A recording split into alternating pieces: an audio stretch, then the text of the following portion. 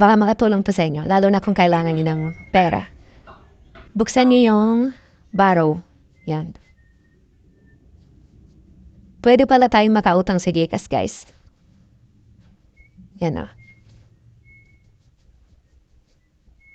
O, diba? You can borrow up to 7,000. Subject to evaluation. E di mataas yung, niya, interest rate, 3.99. Or 4% per month. Tapos mayroon pang processing fee na 3%. So, ibig sabihin yun, may 4% yun every month. So, magkano yun? Diba? 7,000, 4%, more or less 280, kung di ako nagkakamali. 280 sa loob ng 9 months, 280 times 9. Ano din guys, medyo malaki din. Almost 3,000 kasama yung processing fee. Pero pwede na din, di ba? Kaysa dun ka utang sa iba na 10% per month, di ba? Kaya lang, ang tanong paano? Paano ka makakautang sa GCash?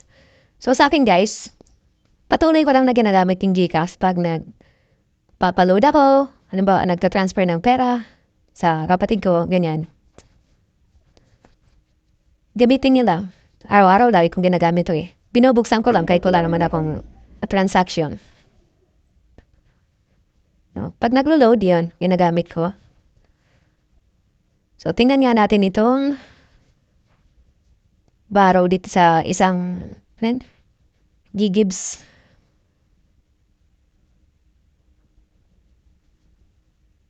Welcome to your new Gigibs dashboard. Latest. So, wag na yan. Yung payments. Pwede din pala guys dito. 6,000. Kaya lang mataas yung interest rate or 4.49%. Diba? So, tingnan nyo yung GCash nyo. Nandito lang naman yan. Click nyo lang yung Borrow. Tapos makikita nyo dyan kung magkano na yung pwede nyong mautang. Dito sa G-Loan. Yan.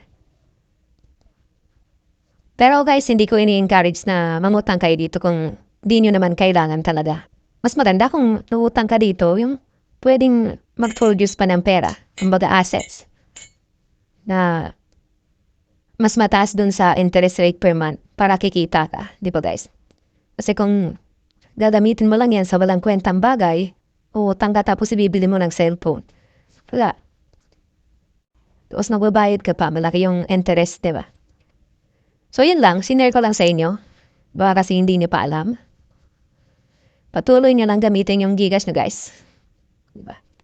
Tapos meron pa pala akong napansin. Tingnan nga natin kung pwede, kung ilang load yung pwede natin mahiram dito. Yan.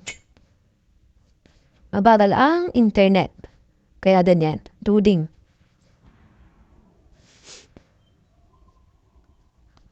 Discount. Manual pay.